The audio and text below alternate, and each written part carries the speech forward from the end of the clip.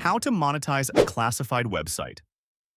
Building a classified website is exciting, but turning it into a profitable venture can be challenging. In this video, we'll explore practical strategies to monetize your classified website and unlock its true earning potential. Monetization is crucial for the sustainability and growth of classified websites.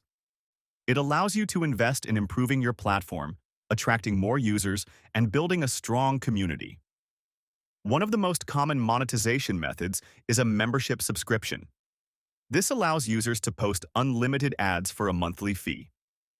Alternatively, you can offer a pay-per-ad model for smaller advertisers. Displaying advertisements on your website is another effective way to generate revenue. Consider using Google AdSense, local ads, or other ad networks. Affiliate marketing involves partnering with other businesses to promote their products or services. You can earn a commission for each sale made through your website. Offer users the option to feature their ads for a fee. This can be a great way to generate additional revenue and attract more attention to specific listings. PPC advertising allows you to charge advertisers for each click their ads receive. This can be a lucrative monetization strategy if your website has a high traffic volume.